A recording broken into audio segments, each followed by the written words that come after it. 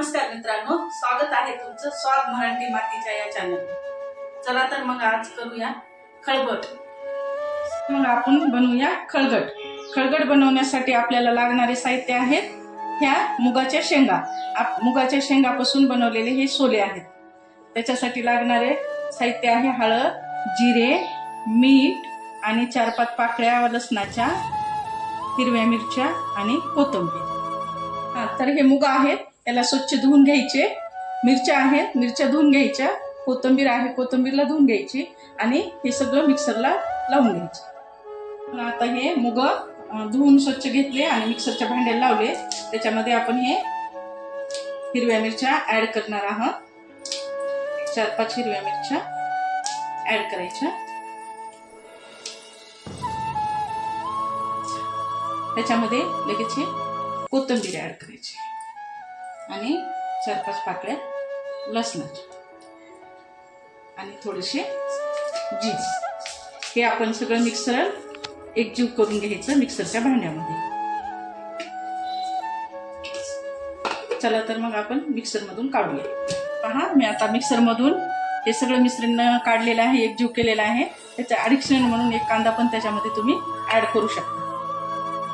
चला तर मग आपण कढई तापून घेतलेली आहे, त्याच्यामध्ये 3 पळ्या हे तेल टाकायचं आहे।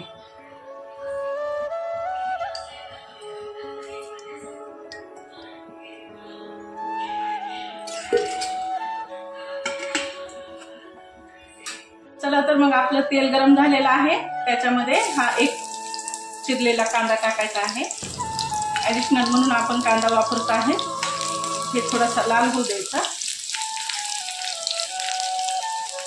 छान प्रकारे लाल होऊ द्यायचं आणि त्याचा कांदा लालसर झालेला आहे। त्याच्यामध्ये आता हे आपण मिश्रण ऍड करायचं आहे। आपण हे सगळं मिश्रण मिक्सर मधून काढून घेतलेलं आहे। त्याच्यामध्ये आपण कोथिंबीर, हिरव्या मिरच्या, लसणाच्या पाकळ्या, जिरे ऍड केलेले आहेत। हे मिश्रण आपण याच्यामध्ये काढून घेऊया कढईमध्ये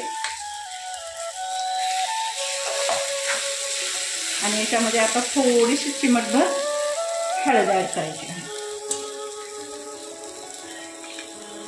चला तर मग आता किती छान याला रंग आलेला आहे।